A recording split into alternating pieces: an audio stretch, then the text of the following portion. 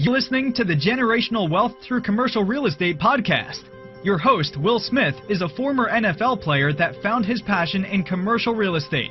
Every week, you will learn from industry experts everything you need to know to get started investing in commercial real estate to build generational wealth. Thank you for tuning in to the Generational Wealth Through Commercial Real Estate show. We got a very special guest lined up for you today. But before we get into that, if you're watching this show for the first time, do me a favor, go ahead and hit the subscribe button. And if you've been watching this show and you've been getting value out of it, please leave me a review. These reviews are how I keep bringing on rock star guests like I have today. But okay, housekeeping is out of the way. Let's go ahead and get to today's guest. Today's guest is Anthony Vicino. He is a best-selling author, investor, and entrepreneur. He's built multiple successful businesses from the ground up by creating systems that scale and by never losing sight of the end user's satisfaction. After years of managing a personal portfolio of multifamily assets spread across the country, Anthony joined forces with Dan Krueger in 2019 to launch Invictus Capital and execute their first syndication. Anthony, how are we doing today, man? I'm doing fantastic. How are you doing, Will? Man, I'm great. I'm great. I can't complain, man. Yeah. Good deal. So tell us, man, obviously that was a really quick rundown on, your bio here, but tell us who you are and how did you get into real estate? Yeah. So for me, I always struggle to start the story of like who I am and what I do, how I got into real estate, because real estate's kind of been in my life in a lot of different places, but I didn't necessarily notice it at the time. So when I was in college, my first experience with real estate was fixing and flipping houses. I was living with my roommate and his dad, and they were buying up houses. We'd move into the house, we'd fix and flip it. And, that was the business model. And all I knew of real estate at that point was construction. And what was clear for me at that time was I can swing a hammer, but I can't hit the nail. Like, I am not good at construction. I don't enjoy it. It's not something that sparks my soul with joy. Right. So once we stopped doing that, I moved on to, some other projects with my life, and real estate just kind of went to the back of my mind as this thing of like, yep, been there. Didn't really find that all that interesting. Right. But I've never been a good employee, so I've always been very entrepreneurial, trying to find my own path. And that led me down, creating businesses and writing books. And at some point about maybe 3 years ago, well, actually, no, maybe back in 2014, it was my next interaction with real estate, which was a friend came to me and he's like, hey, I'm buying these quads and they're a great investment opportunity. Do you want to go in on one of these with me? I was like, sure, let's do it. So we ended up buying a couple of those. I was completely passive, wasn't doing any of the work. And I was like, hey, this is way cool. Right. Don't have to actually deal with tenants, toilets, or trash. Right. And I still get, a little bit of cash flow coming back to me, but it wasn't like really meaningful money in the grand scheme of things. When you're in those really small multifamily properties, the amount of profit that they generate is pretty slim. And so you're always living on small margins. But then it wasn't until maybe 2018 that I got really serious with real estate. And the story that I tell people is that I was driving into downtown Minneapolis one day, and I think there was probably a sunset or a sunrise. It was really beautiful. And I was looking up the skyscrapers and I thought, what's it take to buy a skyscraper? And it wasn't that I was interested in owning a skyscraper. It was just a question of like, hey, who actually owns those things? Is that a business? Is that a person? Like, what's that look like? Yeah. And so diving into that question and trying to answer it led me onto multifamily. And when I talk about multifamily, I'm talking about, bigger than the quad. So, 10, 15, 50, 100 unit complexes. And that got me really interested because there's a lot of things about that business model that are very appealing to my personality. So I started going down that rabbit hole, and I knew I wanted to end up at a point. And I knew what that destination was, but I knew to get to that destination, I needed to take the easiest first small steps in front of me. And so that was going and buying a triplex. I'm going to go buy it. And it wasn't a big multifamily, but the reason was I wanted to learn the systems. I wanted to understand, how does this business operate? How do I work with tenants? How do I work with the city? And how do I operate this little business? And once I could prove that concept to myself, I was going to start scaling.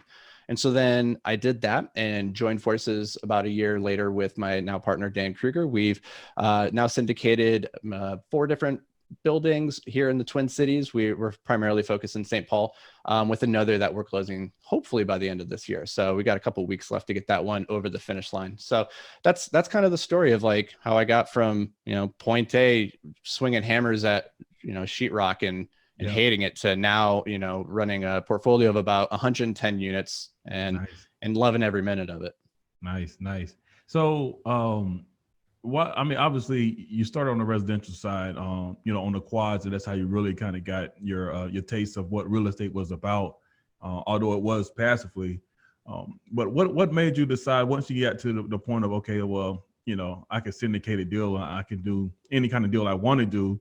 What was it about multifamily that stuck out to you over, say, like self-storage or retail or whatever? What is it about multifamily that you really like?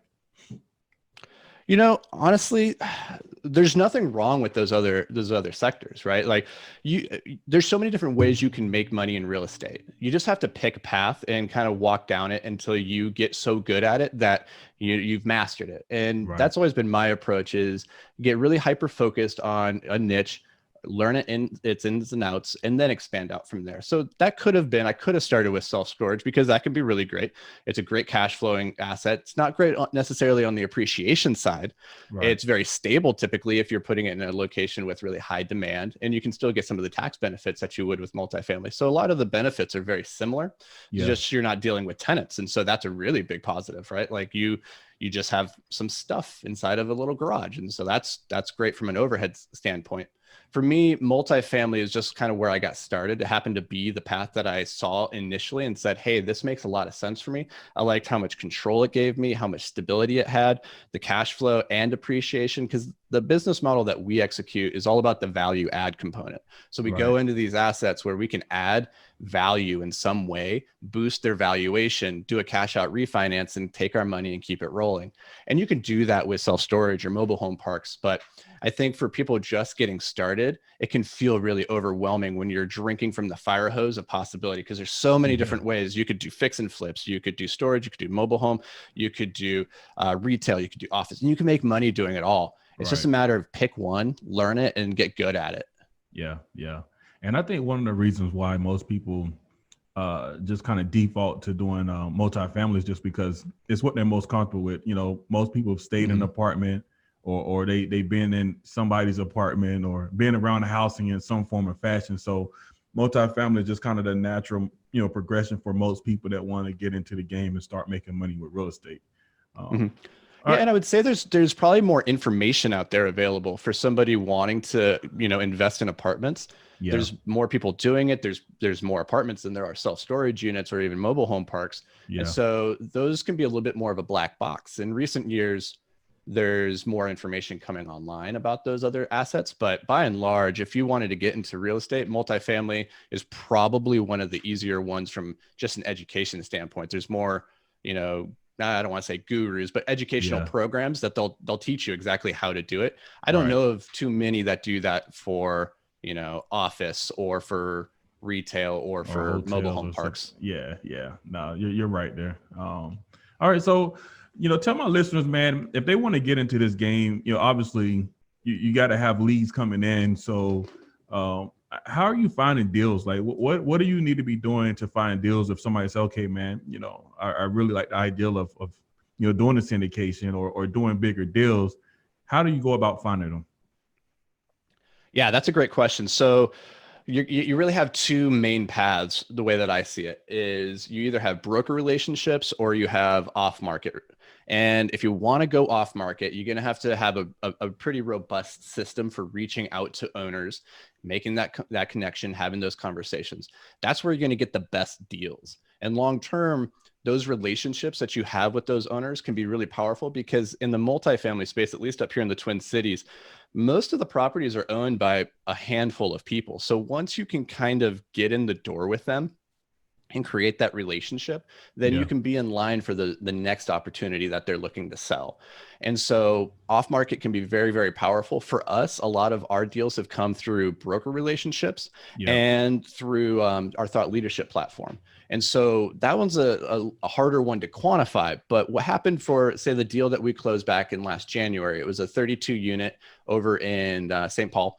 And that one, a broker actually just reached out to us because he had been seeing our videos online because we put out educational content, just trying to, help people realize, hey, this is a thing that you could do. Here's how you would do it. He saw that content and he's like, hey, are you guys interested in this deal? I have it off market. And he wasn't what you would consider like a big multifamily broker. He was a small residential, like single family home guy who just happened to have this great asset drop in his lap and he didn't really know what to do with it. So he was like, I'll reach out to these guys. The deal ended up being a slam dunk. It was super great. When we first looked at it, we thought this is too good to be true. This guy's scamming us. Who is he? He's reaching out, cold calling us to give us a deal. Like that never happens, but it did happen. So that was amazing. But then the deal that we just closed last month, that came through a broker relationship where we actually knew the broker well before he was ever a broker. Back in the day, Dan had a nutrition coaching business, and this was actually one of his clients. And this guy ended up going on to become a broker. And then he became one of the top 5 brokers in terms of transaction volume in multifamily in the city. So a really good guy to have in your back court.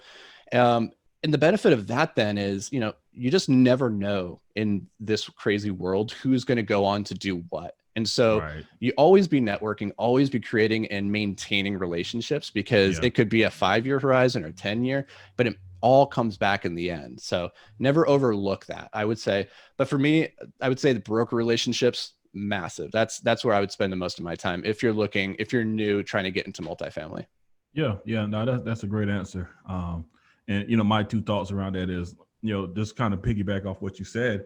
You can go out and try to find deals yourself, but you're going to have to really have a robust system around, who I'm reaching out to, how often am I following up? Am I doing direct mail? Am I doing cold calling? It got to be a real system there, or it's going to just kind of fall through the cracks because in sales, it takes typically 7 to 8 times before you really get somebody to say yes to you. And most people don't have that bandwidth to keep staying with something after, 1 or 2 times of trying. So in that regards, obviously I'm a little biased. I'm a broker, but you should probably try to reach out to brokers to get your first deal done and get your feet wet because they've already established the relationships. They've already put in those 7, 8, 9 contacts with these property owners, and they're going to be your best bet to get a deal in any given market. So you want to just, prove that you can close a deal because as a broker, that's what we want to see. We want to make sure that the person they're reaching out to is that if we put a deal in front of them, then they can close. So that's the most important thing. Yeah, and I want to piggyback on that because I think we hear a lot about go off market. That's where the deals are and everything. But a lot of people don't conceptualize just how much work that is and who you're competing against. You're competing against brokers like yourself, this is your full-time job. This is what you do. You have professional systems and processes for reaching out to these owners to try to get them to sell. And so, you can either try and go and reinvent the wheel or build your own boat, or you can just go over and hop in the ferry with the guy who, has already built the boat. He already knows how to navigate the river. Just hop in the boat and let him take you to the other side. You could probably get even better deals by going off market, but when you're brand new, it's really hard. I would say it's the hardest way to get a deal. Absolutely, man. So, going back to when you first decided to get in on this multifamily side, you partnered with Dan, but if you can remember back, man, what was the biggest challenge you guys had when you first got started to finding that first deal? Let's see. The very first, I would say we've actually been really fortunate with a lot of our deals. They just kind of manifested, they happened. You put in enough time and energy and hustle and things just kind of happen. And then you look back, you're like, oh, you guys kind of got lucky. And so I don't think there was any big hurdles with those first, I would say 7 or 8 deals that we did. But I will say this year, so we closed a deal in January and we were planning on, executing a deal every quarter of 2020. And then COVID happened. And so then it went, okay, crickets, nothing's really selling for a couple months there. And, April, May, June, July, things start coming back on the market, but nobody's really shifted their price yet. Sellers are still wanting top dollar. Buyers aren't wanting to pay that. August, more and more deals are coming. And then finally in September is when we finally started seeing good deals. And that's when we finally got our next contract. And then we closed that in November. So there was a 10-month gap there between deals where Right. ideally we would have been only maybe 3 or 4 months. And so that period of time was very difficult because we were still out there. We were still active, like calling up the brokers, putting boots on the ground, cold calling sellers, but just nothing was penciling out. And Yeah. so I think the lesson is you can't force it sometimes. You got to be patient with the macro results, but you have to be impatient with the micro actions. So every day you need to be waking up and you need to be hustling and putting in the work, but you also need to realize these things take time. And just because you're putting in the work doesn't mean it's going to happen when you want it to happen. Yeah. Yeah. No, that's that's a good point. Really good point there. And, I always try to, take something away from what you say. You said that it kind of just happened, because you were just working. So the key takeaway there, guys, is you got to put in the work. A lot of people they say like, hey man, I want to do this, I want to do that. And, they have this big dream, but at the end of the day, they're not putting any actions behind, what they're saying they want to do. So that's the importance of writing those goals down. I imagine you got goals and you have a certain way of tracking them to keep you accountable. And most people don't have that. They just say, hey, I want to do X, Y, and Z, but they don't have an action plan to make that happen. Would you agree with that? Absolutely. Yeah, I think, I can't remember who said it, some famous business guru, but that which gets measured gets done, Yeah. and so, or that which gets measured gets managed. Right. And you got to put your goals on paper. You have to be clear about your expectations of when you're going to hit them by, what you're going to do to hit those goals. But I think a lot of times we set goals, myself included, that it's like, hey, this year I'm going to acquire X number of units. And that's fine, but it doesn't really signal whether or not you succeeded in the day-to-day actions. All you get to do is look back at the end of the year and say, did I do it or did I not do it? Okay, so you only get to win or fail once. That's kind of a bummer, and it's not much motivation to keep you going on that day-to-day grind. So better is setting process-oriented goals where you're like, okay, my goal is to acquire, say, 1,000 units this year. Big, audacious, crazy goal. But what I'm going to do is every single day, I'm going to call 5 brokers. I'm going to call 5 owners off market. I'm going to network, go to 3 networking events every week. I'm going to hand out this many business cards. I'm going to go on LinkedIn. I'm going to reach out to 20 people. I'm going to have these conversations. Like, those are things that you can measure and you can look at every day, and you can check them off and get that little dopamine rush of saying, I did that. Okay. Right. And if you have enough consistent persistence over time, you will get your goals, but they might not happen how and when you want them to. So all you can do is focus on that day-to-day grind. Yeah, 100%. So let's talk about markets, man. What market are you guys focused on right now, and why did you decide to go with this market? Like, what do you look for when you're looking at markets? Yeah, so we're entirely focused. So I have, my small little portfolio that's based out in Oakland, California. That just happened to be because that's where I lived, and that was where the opportunity was at that time in 2014. But now I live in Minneapolis, and so our entire portfolio is focused here in the Twin Cities. And there's a couple of really fundamental reasons for that. One is Dan and I were vertically integrated. So we built out the property management in-house. We didn't want to outsource that. We tried that with our first property. We didn't like how it went. And so we said, okay, from here on out, we're going to take control of this. We're going to own the end user's satisfaction, and we're going to take care of them because we're in control of the process. Yeah. So that kind of, ties us into this area. It makes it really hard for us to look externally at other markets and say, let's go invest in Nashville. That's a hot market, or Austin, because we still want to maintain that control. So we're focused up here, and we're just really fortunate that in our backyard, the Twin Cities is actually a fantastic market for a lot of reasons. It has a lot of economic stability. It has 15 Fortune 500 companies. It has a really great affordability index. So people make a lot of money, but the cost of living is really low. So their money goes further. And then we just really have high quality of life. And so there's a lot of dynamics that happen here that make this a very desirable market. For a lot of people, though, if you're just looking to get into real estate and you live in San Francisco, that's maybe not a great place to be investing in your backyard right now. So you're going to need to adapt and pivot and be looking at other markets externally. You're going to need to forge some partnerships with people who probably have some boots on the ground, but that shouldn't be necessarily a deterrent for you, because it can still be done. You can still do really well investing in that way. But some things I always like to look for in a market is the overall macroeconomic outlook. Are people moving into this city more than they're moving out of this city? Right. Are there new jobs coming in? What kind of an unemployment rate are we looking at? What kind of vacancy rate are we looking at as a total market? And then what's the relationship between the median house value versus the cost of renting an apartment? Because if it's cheaper to go and buy a house than it is to rent an apartment, people are going to do that. So you want to find a market where it has like the fundamentals are solid. Right. No, that's all good points. All good points there. Now let's talk about deals that you're looking for. What is the target deal size as far as unit count? How old is it? All of that kind of stuff, man. What do you look for there? Yeah, so we're pretty deal agnostic, honestly. We tell brokers when we're having conversations that we'll look at anything between 50 and 150 units. But honestly, like right now we just closed 30 units. So, underneath that 50. But our approach is if the numbers make sense, we'll take a look at it. Because we group all our properties within a tight little area, our property management team can bop between there pretty easily. And so we get the efficiencies of scale despite them being smaller properties. But our goal is as much as possible to, go larger. You get the efficiencies of scale, a little bit more stability.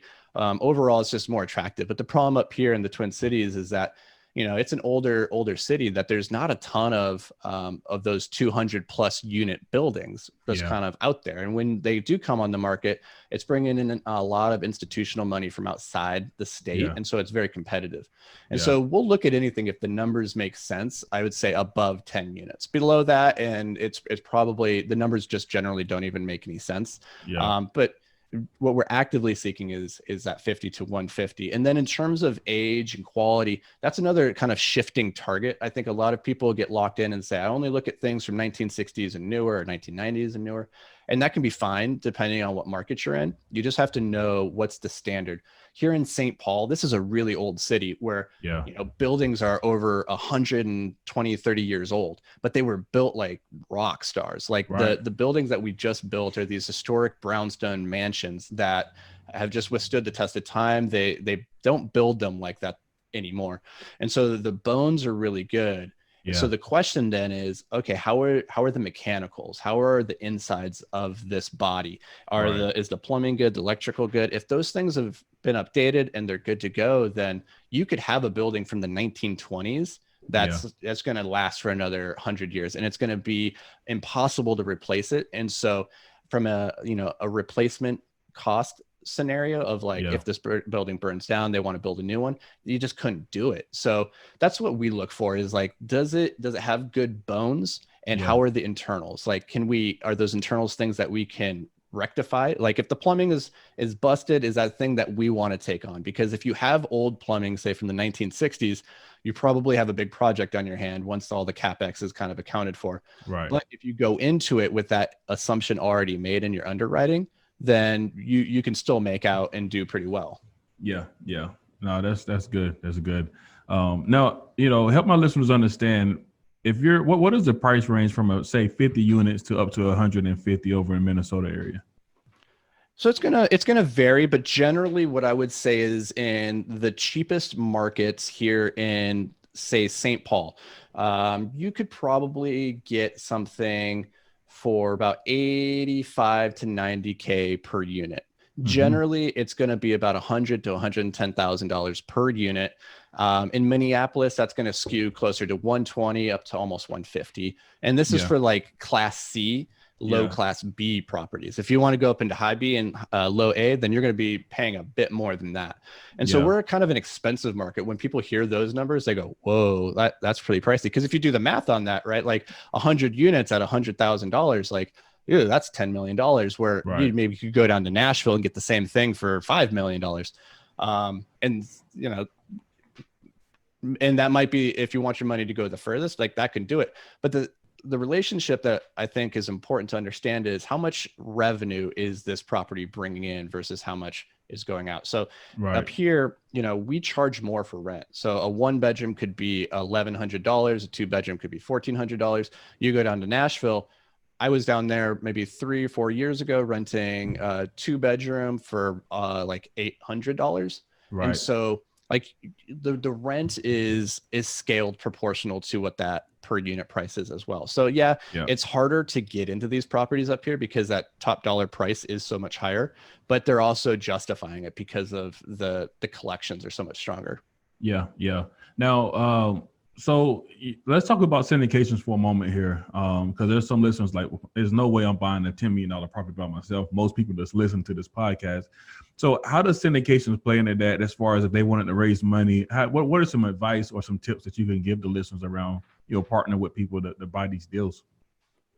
Yeah, I think syndication is a fantastic strategy for taking down these bigger properties, but it's also, I think it's the really sexy term right now. Everybody talks about and is like, hey, get into syndication. If you don't have the money to buy this $10 million property, just go raise the money. And that sounds really great in theory, but in practical terms, like unless you have a track record, unless you've been in the business in some capacity, unless you really understand real estate for some reason, or you have some other success in other businesses, people aren't going to give you the money that you need to go and take down a really big property like that. So I think there's a little bit of a misconception a lot of times about how easy it is to go and syndicate or to raise the money to get these things. And so come into it with realistic expectations. You might actually just need to start a bit smaller to prove the concept and build that track record, or partner with people who do have that track record. Maybe you come in as the deal finder. So maybe your role, like all you do all day is you just cold call owners and you get deals under contract. And when you do, you go to your partners who have the operational experience and the capital raising experience, and they take it down and you get a slight, a little sliver of the equity that way. So that can be a really good way. But if you want to raise money from passive investors, the number one thing you have to do is make sure you understand the laws and the regulations surrounding that, because this is a very tightly regulated thing. You don't want to find yourself on the wrong side of that. So make sure that you're reading everything that you can. There's great books of how to legally raise money from Lisa Taylor. There's just all sorts of great resources out there that I would highly recommend you dive into, really understand it. There's no excuse for breaking the law, either through ignorance or through being just, corrupt. Like, it's at the end of the day, it's the same thing. And when you're taking people's money, it's when you invest your own money, it's scary. When you invest other people's money, it's terrifying. And if you don't feel that terror, then you're maybe in the wrong business. And like you should feel the weight of the trust that other people have put into you, because they've worked really hard for their money. So do right by them and make sure that you are as sharp as you can be, so that when you take somebody's money, you can look them in the eye and say, hey, I'm going to do right by this, and we're going to have a fantastic deal here. Right. No, that's all great advice. All right, man. So when you're underwriting a deal, let's say a broker brings you a deal, or somebody found a deal and they're trying to get in on it. What are the red flags that they should be looking for when underwriting? Yeah, I think there's a lot of red flags. A lot of times so right now with COVID, we actually changed a little bit of our business model during COVID. So before that, we were looking at heavy value adds, things where we could go in, deploy a lot of CapEx and boost the value, where it's going to be a home run deal. That's the deal that we did in January. But for that deal to work, it relied on a lot of assumptions that were very difficult to prove out during COVID. One of those assumptions was, hey, this has a pretty rough tenant base. We're going to need to get them out of here so that we can improve these units and then get new tenants in. That becomes difficult when suddenly there's an eviction moratorium. So then for our last deal, we still, managed to get through. It wasn't a big deal, but it could have been a really big deal. Yeah. Right now, as we're underwriting, we're looking forward and saying, okay, so our past assumptions, the playbook we used to play by, no longer applies to the current environment. So we're going to take that playbook, we're going to put it over here, we're going to put aside for now, that might become useful again in the future, and then we'll pull it out. But in the meantime, here's the new playbook. And the new playbook says, hey, if you're underwriting for organic rent appreciation or rent growth over the next couple of years, that's probably a little bit too optimistic. If you're not underwriting for increased vacancies or increased bad debt over the next year or so, that's probably also a little bit of a mistake. So I would say don't get too tied into the rules of thumb, first of all. Yep. and saying, hey, historically it's been 5%. Like, historical data is great. Like, we love looking back at data from 2007, 2008 and seeing how did this market perform during the worst of times. But it's not super useful right now, given the current market environment. So you have to apply a little bit of, new logic and reasoning to question some of your assumptions. So I would say rent growth is one of those. We're across the board keeping rent growth flat in our underwriting assumptions for at least 2 years right now, and just saying, the only rent growth that we're going to see is whatever we add in terms of value to this property, but we're going to say the market's just not going to get necessarily any better. We're also increasing vacancy and bad debt and just saying, hey, more people are going to be falling on hard times. They might not be able to pay their rent. And so we need to account for that. And I think if you keep those in mind, those two big levers, then you'll probably be okay. The other big red flag I typically see is around the cap rate. So Charles Dobbins, who is the apartment lawyer, he likes to say that cap rates are the most powerful force in the world. It's kind of like the Einstein quote where compound interest is the eighth wonder of the world, or the most powerful force in the universe. And Charles Dobbins like, nope, it's cap rates. And cap rates with that one number, you could turn a lemon of a deal into just an all-star. All you did was tweak one number, or you could take a great deal, you can make it absolutely garbage just by that one number. And really, you could just be pulling that number completely out of the air. It doesn't have any basis in a reality, right? So you got to be really, really intentional about how you derive that cap rate and what your assumption is for it upon the exit of the deal. A lot of times people will say, okay, we're coming in at a 6 cap, and then we're going to sell in year 5 at a 5.8 cap because the market's just going to keep getting better. And that's a mistake. Like, that just artificially boosted your numbers because you assumed that the market's going to get better. If you had made that assumption 3 years ago and planning to sell back in April, you would have been really bummed out. So what I would say is always make sure that you're having your cap rate increase over time, regardless of what you think the market's going to do. Doesn't matter what you think the market's going to do. Assume it gets worse. Underwrite for worst case scenario. And if the deal still pencils in that environment, then great, move forward. You have an awesome deal. Got you. No, those really good points, man. You're dropping some gold nuggets on this episode, man. Appreciate that. All right, last question here in this section. What's the biggest rookie mistake you see people making right now? Oh man, there's so many. That's a good one. So my first default when I hear what's the biggest mistake most people are making is just generally not taking action or informed action. And so first of all, action, you got to go and educate yourself. Make sure that you know what you're doing before you actually put yourself out there on the field. Otherwise, you're going to get hurt or you're going to get somebody else hurt. So don't do that. Make sure that you're getting educated, but don't let that be a crutch for not taking the hard, scary actions later.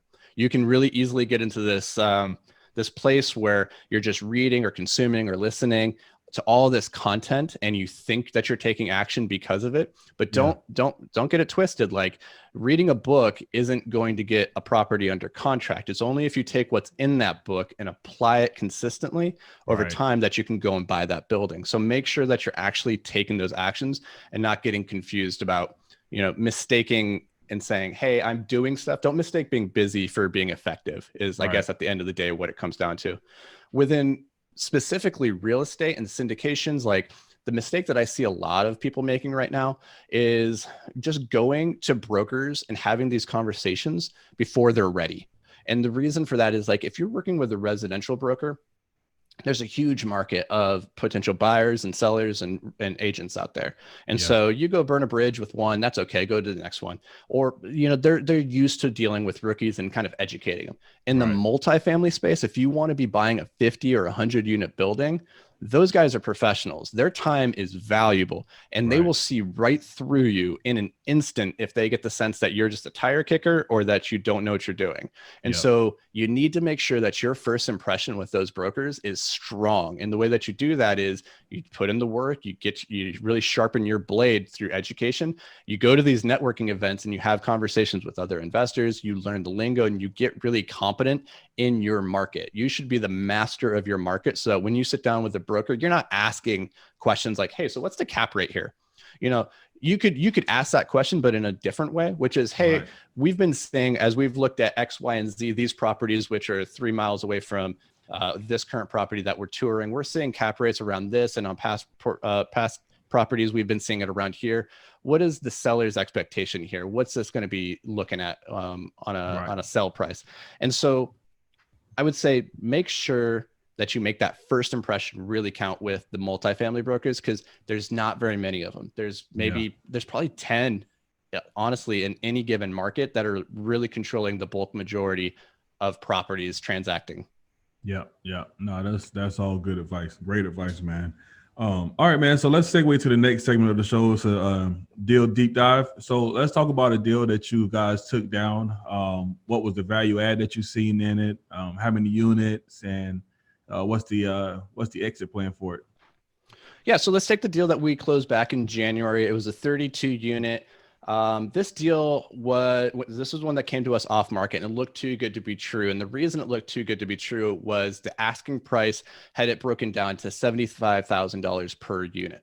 And in that area where we had 3 other buildings already, and we were operating those, we knew that the per unit price that they were selling at was just over $100K per unit. So about 105. So right there, we had about $30,000 of built-in value if we could just somehow realize it. The issue was there was a really rough tenant base. Their units were in rougher condition. And so we needed to do 2 things. We needed to get the old tenants out. We needed to renovate the units, and we needed to get new tenants in. The neighborhood was fantastic. It was a Class B neighborhood, and this was the dog on the street. Like, if we could get them out of there, it would elevate the entire neighborhood. We were the last thing holding that neighborhood back from being really, really great. Yeah. So from day one, we knew, okay, we're going to need to get tenants out. We're going to need to do these renovations. And thankfully, the renovations weren't big mechanical things. There was no big plumbing or electrical. We don't like to, spend CapEx money on things that don't drive up the value in the end. So we want to spend money on things like new appliances, new flooring, paint, new fixtures, things like that, where when you go into the unit, it feels fresh and new and modern, and people are willing to pay more for that.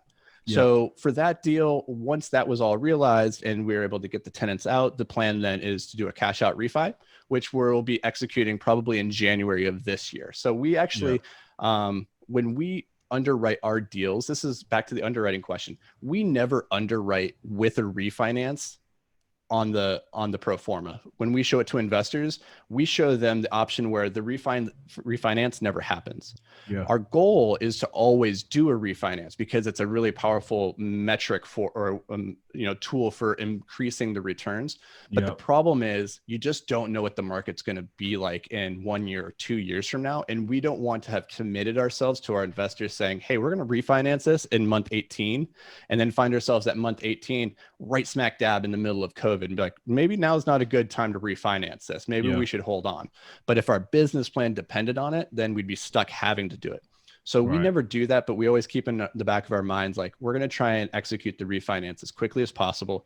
So for this deal, that's going to be in January, which is exactly 12 months after we acquired it. And we're going to be pulling out a significant portion of the equity in there that, we've just been able to realize over that last year. So that deal is like bread and butter, perfect example of a value add deal that we love doing. Right now with COVID, we're actually skewing more towards assets that require less CapEx. And maybe have a little bit less meat on the bones, but they're more stable. And so we can rely on the cash flow, and we understand, like, okay, the tenant base here is good. There's no big CapEx concerns. We can go in here and deploy funds if we want to improve this. If it turns out 2021 is a booming market and everything comes back online, awesome. We can accelerate our plans. But if 2021 is anything like 2020, then we want to have the ability just to sit on our hands and hold our money close to our chest and let the asset keep performing. And so it's all about keeping options open. And so that's kind of what the last deal that we closed last month was all about. So on the January deal, what was the rent bump that you guys were projecting from doing your value add strategy? Yep. So one bedrooms there before we took over were, I believe, 750, and then we got those up to just over 1,000. So I think Nice. 1,020. And then the two bedrooms were a similar story. They were around 850, maybe 900 on the top end, and we got those up to 1,250. And so there was a big boost there in rent, and that's one of the things that we love. When we go into an asset, we're looking to either buy it below market so that we can have that built-in equity, or Yep. we're looking for a meaty chunk of delta between current in-place rents and market rents. And in this case, it was we were projecting it at 20%. We Yeah. thought there was a 20% delta, and it actually ended up being a bit more than that. So Wow. it's one of those cases where it's good to be really conservative and then surprised in a good way at the end, Yeah. where you're like, oh, we were too conservative. Then, going the other way where maybe you're a little bit too aggressive, and then you're a little bit disappointed at the end. Right. Now, what are the cap rates in that area? Around 5 or 6%? Yep. Yeah. So Yep. I believe that property it was probably a 5.8 or maybe a 6 cap. The Yep. deal that we just closed in November, that was more of a 5.2. So that was like a high B asset Yeah. and in a class A plus neighborhood. And so the cap rate is pretty compressed here, I would say, between the class C and like high class B. There's not much room there. Yeah. Yeah. So on that January deal, if it's 30 units, then you guys probably adding about $1.5 million to almost $2 million in value from implementing your value add strategy, right? Yep, that's right. So we bought that at 2.4 million, and I think the end projection for what we're looking at is 3.7 or so. So yeah, it's been a what you would call like a textbook case of Right. value add. So that's the type of stuff we love. But if COVID could just go ahead and just go back, let us go Right. back to normal, that's where we'd be rocking all day. Oh yeah. Oh yeah. Good deal. And then the last question, when you do refinance, how do you deal with the investors? Do you refinance them out of the deal, or you give them their money back and they still own their split where it's 70-30, or does that flip? Like, let's talk about that for 1 second, man. Yeah, that's a great question. And for you investors at home who are thinking about getting into a syndication, this is crucial that you understand how your operators have structured the deal, because you could do it in any number of ways. The two most common is, in the case of a refinance, that's either a return of equity or it's a return on equity. And if it's a return of equity, then the chance that usually what ends up happening is that you're being diluted in terms of your overall ownership of the property. So if you were originally owning, 70% and now you've been diluted, now you only own 60% or whatever that number is. And so that's a really important thing, because as you're calculating your cash on cash return, if you have less money in the deal now, then your returns are going to be smaller, though the percentage still shows a very nice, high number. Right. For our deals, we keep our investors in. When we return capital, it's just, a return on capital. You're still in the deal. You're still in at the same amount that you were purchased in at. Now you just have less money in the deal, but you're still earning the same returns in the same amount as though you had the higher amount. And this is why we love the refinance, is because it takes risk off the table. If you had $100,000 in the deal and we just returned 60,000 of it, but you're still earning returns as though you had 100K in there, but you only in reality have 40K, that's a great world. You've de-risked the investment. And that's what we strive to do. We want to create really high risk adjusted returns for our investors. And the best way to do that is by getting as much of their money out of the deal and back in their hands as soon as possible. Yeah. No, that's great. I mean, alignment of interest makes all the difference in the world. So you definitely gotta, find that out. All right. Last segment of the show, man. So lightning round. Ready? I'm ready. All right. What's the best advice you ever been given? Man, that's a hard one. There's like I've had a lot of really good advice. Yeah. The one, I don't know if it's the best advice I've ever been given, but it's the piece of advice I've been thinking about the most recently. And it's really pertinent for real estate is play long-term games with long-term people. Real estate is a long-term game. These properties, you hold them for long periods of time. The same guys and gals that were buying properties 30 years ago, they're still the same people in the industry. So if you go and burn those bridges and upset the boat, you're going to have a really hard time making progress. So make sure that you're doing business, playing long-term games with long-term people. Yeah, no, that's great advice. You know, I might put it on the wall. That's a great quote. I All can't right. take that. That one's from Naval Ravikant, guys. Yeah, He's got so much great content out there. I would highly recommend him. yeah, definitely checking that out. What's the best book you read this year? That is, I usually have it on my desk here with me. It is Anti-Fragile by Nassim Nicholas Taleb. It's a fantastic book that if you're familiar with Taleb, he's written The Black Swan. A lot of people are more familiar with that concept than they are with the concept of anti-fragility. Mm-hmm. That book it's an amazing book. He rubs a lot of people the wrong way, but if you're interested in learning about the interplay of risk, probability, and outcome, that book is second to none. Nice. Definitely checking that out. What are some rituals that you have created that's making you a better investor or person in general? So I'm pretty well known in my circles as having one of the most rigid schedules of anybody that you've probably ever seen. I have severe ADHD. So if Mm-hmm. and the problem with ADHD isn't that we can't focus, it's that we can't necessarily control what we're focused on. Yeah. So when I get focused on something, it could be my water bottle here, I get really focused in on it. So for me to be successful, I have to create systems and processes and habits around myself that keep me kind of locked in and on the straight and narrow. And it's within that restraint that I have the maximum mental freedom. And so Yeah. every morning I have the same routine. I wake up at 5:30 a.m. and until 9 a.m. I am inaccessible to the world. At 5:30 until 6, I'm working out in the gym, which is in our garage, so I have no excuses. Yeah. And then straight from there, I come back and I'm journaling at my desk. I'm doing my gratitude journal. I'm doing my intentions for the day, saying, what am I going to keep in the front of my mind? And I'm then setting my to-do list for the day. And instead of just setting a to-do list, I actually time block it out. So I say, okay, at 10 a.m., I'm on a phone call with Will. From 11 to 11:30, I'm doing emails. And I block out my day in that way. Yep. And then I read 4 pages from some kind of inspirational book. Right now, that's Think and Grow Rich. Once I'm done with that, it'll probably be the Tao Te Ching, which is, just things that fill your head with like ancient wisdom and things that you can really pontificate. Then I do my affirmations, and then I write for 30 minutes, which is more like business writing. So I'm trying to get my best thoughts out of my head early in the morning, and then I meditate for an hour. And that's probably the hardest part of my morning, honestly, is just sitting still and doing nothing for an hour. It's the hardest part, especially for people like, I'm guessing you're a lot like me, where if you're not going and doing and moving, you feel bad. It's like a shark drowning when they're not moving forward, or whatever that myth is, right? Like, so sitting still for an hour is like pretty big for me. Yeah, for sure. Okay, man, what is one thing you're doing right now to help you improve your real estate business?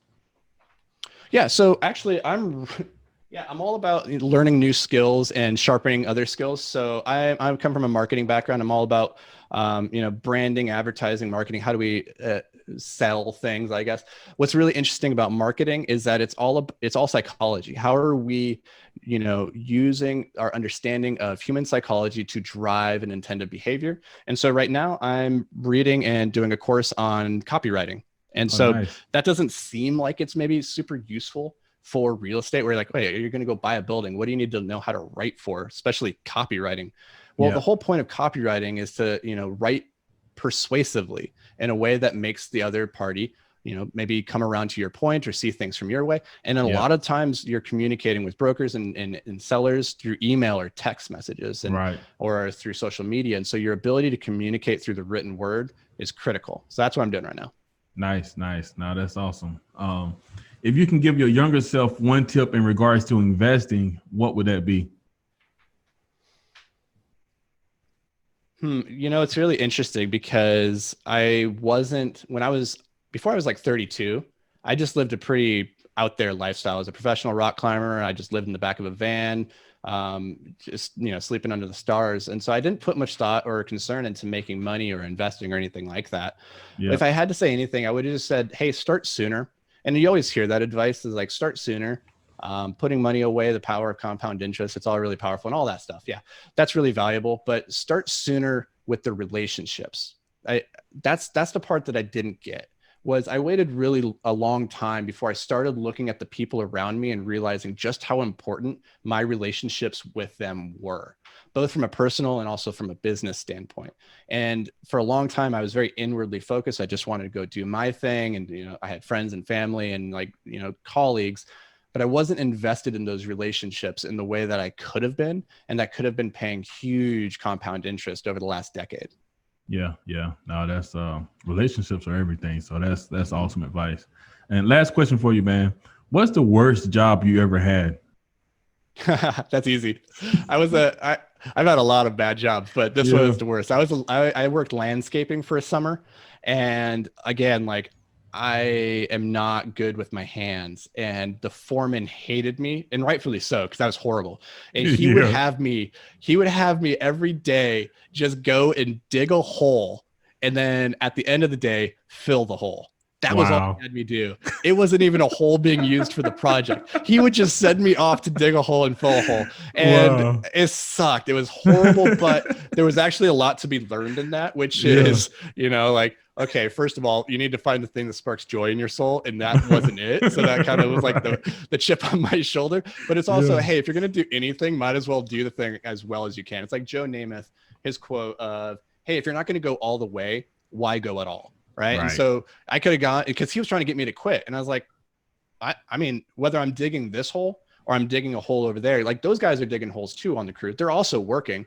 I'm just digging a meaningless hole, but I make the meaning.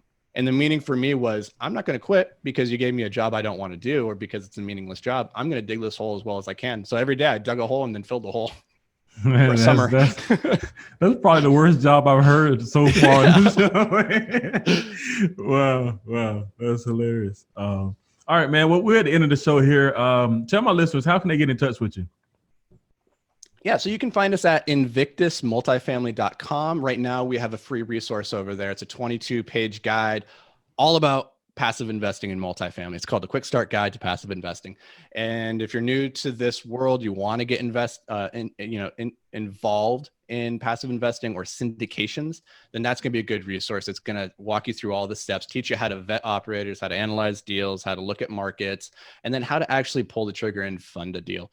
And even if you're an active investor, that can still be a pretty good resource to check out, because it puts you in the mindset of what are the questions passive investors are asking. And so go check that out. It's a free resource. And then you can also find me on LinkedIn. I'm there all the time. I'm on Facebook. I'm just Anthony Vicino at those places. We would love to have a conversation. If you have questions, if you're new or experienced, like just want to have a conversation, just shoot us an email. I'm Anthony at invictusmultifamily.com. Awesome. Appreciate you coming on the show today, man. Yeah, thanks for having me, Will. Thank you for listening to the Generational Wealth Through Commercial Real Estate podcast, brought to you by Onyx Capital Investments. Onyx Capital Investments works with investors nationwide to invest in income-producing real estate in emerging markets. Connect online at www.onyxcapitalinvestments.com to learn more about what we're doing. If we have added value to your life, please leave us a review.